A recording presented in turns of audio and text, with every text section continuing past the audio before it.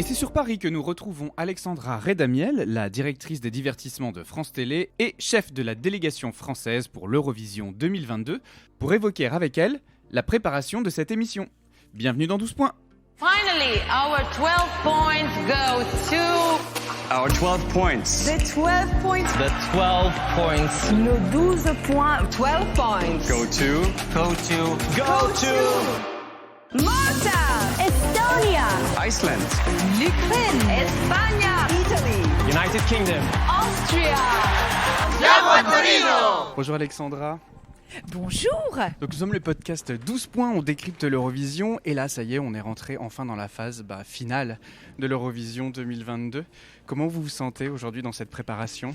On est dans à la fois l'euphorie, l'énergie, un petit peu de stress mais qu'il faut canaliser et surtout beaucoup de concentration. C'est fondamental pour la préparation d'un artiste et donc entre le coaching vocal, entre la création des costumes, entre finalement beaucoup de communication pour se faire connaître en Europe, il leur laisse peu de temps pour eux mais ce peu de temps qu'ils ont, il est précieux.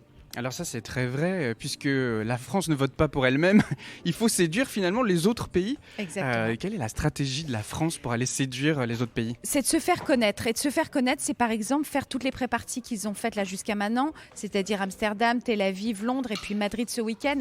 Je crois que ce qui est important, c'est d'aller sur le terrain, d'aller rencontrer son public, d'aller rencontrer les Eurofans, d'aller rencontrer le public plus large et d'avoir véritablement ces échanges aussi culturels avec les autres candidats.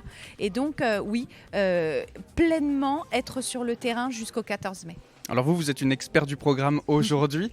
Alvan et AES débutent sur l'Eurovision, mais globalement aussi dans leur carrière. Comment on accompagne des artistes nouveaux sur la scène de l'Eurovision qui est un show hors norme? Déjà, on les forme avec les pré-parties. C'est-à-dire que les pré-parties, et les organisateurs font un boulot exceptionnel, c'est de faire venir ces candidats et ces artistes pour pouvoir aussi comprendre, on va dire, le monde de l'Eurovision, comprendre ce public, comprendre tout ce qu'il y a. Et puis, il y a aussi être formé sur scène, c'est-à-dire que de s'habituer à chanter cette chanson devant beaucoup de public. Donc, il y a tout ça qui est extrêmement important. Et puis, il y a aussi tout l'encadrement qu'on leur donne. C'est-à-dire qu'ils ont beaucoup de chance. C'est en fait ce que j'appelle une formation accélérée. C'est-à-dire qu'ils ont tout le temps avec eux leur coach vocal, ils ont tout le temps avec eux la direction artistique. Moi, je suis là, un peu leur maman d'une certaine manière. Et c'est vrai qu'on les accompagne et on leur explique beaucoup de choses en peu de temps. Et j'ai la chance d'avoir un groupe qui comprend extrêmement vite tout ça et qui donc se forme très rapidement. Alors c'est vrai que pour les pré-parties, on les a vus, ils ont joué de malchance au tout début, notamment avec des problèmes techniques sur la scène à Tel Aviv. On a été nombreux à les soutenir derrière, qu'il fallait justement qu'ils utilisent ces erreurs pour arriver à se grandir et à ne pas subir trop le stress de cette quelque part compétition. Ouais. Est-ce qu'aujourd'hui vous les sentez-vous détendus et prêts à attaquer la scène de Turin ? Alors, détendu, je ne sais pas si on peut dire complètement détendu, mais complètement concentré. Ils ont envie d'aller le plus loin possible. Et ça, c'est hyper important parce que c'est aussi ça qu'on leur inculque. C'est que ça reste une compétition. C'est-à-dire qu'en gros, il faut être excellent. Pour être excellent, il faut travailler. Et donc, c'est vrai qu'on n'est jamais aussi fort que justement dans les moments d'obstacle, dans les moments où on met un genou à terre et on remonte. Et pour moi, c'est très important justement de pouvoir travailler à travers ces pré-parties sur toutes les failles qu'il peut avoir pour être extraordinaire le 14 mai. On a hâte, beaucoup de choses vont être faites sur les antennes de France Télé et de Culture Box pour défendre aussi le programme, la marque Eurovision. Vous évoquez la marque Eurovision, ce n'est plus qu'une émission, c'est vraiment quelque chose qu'on souhaite développer au-delà de juste la finale. Mais oui, c'est absolument extraordinaire cette marque Eurovision parce que derrière l'Eurovision et derrière cette marque, finalement, il y a quoi ? Il y a la réunion d'une Europe autour de la musique et donc de déployer sur nos antennes. Et c'est formidable parce qu'on peut autant travailler sur nos émissions que sur l'événementiel globale de cette marque. Lorsqu'on en a organisé l'Eurovision Junior parce qu'on le gagne, c'est vrai qu'on reçoit d'un coup une vingtaine de pays en France et qu'on se rend compte de la puissance de la marque, de la puissance de tout ce qu'il y a autour. C'est un peu un monde dans le monde. Et ce monde dans le monde, oui, on le pousse et on veut qu'il soit de plus en plus puissant. Et à l'échelle européenne aussi, c'est une chance pour vous, j'imagine, de travailler avec vos pairs de concert, de voir comment ils fonctionnent aussi sur leurs propres antennes. en tant que référente dans le groupe de référence de l'Eurovision, est-ce que vous pouvez nous expliquer un peu en coulisses comment ça fonctionne ?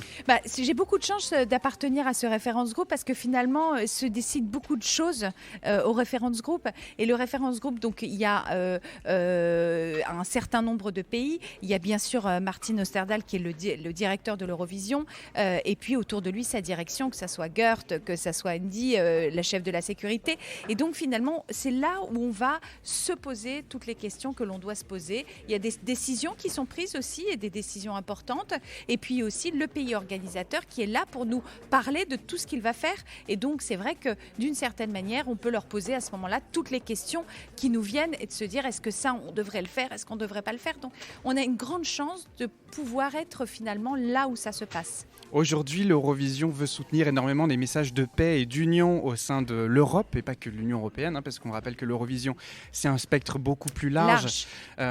Comment aujourd'hui on va défendre ce message de paix quand on sait la crise en Ukraine ? En fait, ce qui est formidable, c'est que l'Eurovision n'a jamais été aussi puissante aujourd'hui dans un contexte, on le sait, compliqué en Europe, parce que déjà, grâce à la musique, elle adoucit beaucoup de choses, et parce que la réunion de cette Europe qui unit finalement autour d'un message extrêmement fort qui est la paix, qui est l'amour, qui est celui d'adoucir les cœurs, va être essentiel. Et les Italiens ont préparé des très très belles choses autour justement de ces messages de paix, de ces messages d'amour. Il y a des choses assez exceptionnelles qui vont être faites, et notamment un très très beau tableau de Mika autour d'un énorme cœur qui va communier, on va dire, le public et les artistes. Bon, on a hâte, c'est dès le 10 mai sur Culture Box, le 12 pour la deuxième demi-finale aussi sur Culture Box, et le 14 du coup sur France 2. Le grand jour, exactement, sur France 2. Merci Alexandra. Merci à vous, et merci encore une fois à vous tous, à tous ceux qui nous supportez, toute votre mobilisation, tous ceux qui font qu'aujourd'hui on ira jusqu'au bout grâce à vous. Merci beaucoup Alexandra.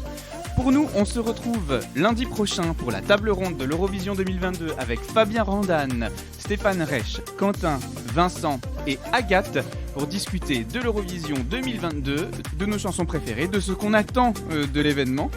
Et en attendant, n'hésitez pas à nous suivre sur tous les réseaux sociaux, Instagram, Facebook, nous mettre des étoiles comme d'habitude sur Apple Podcasts, Spotify et surtout des commentaires, ça nous aide beaucoup.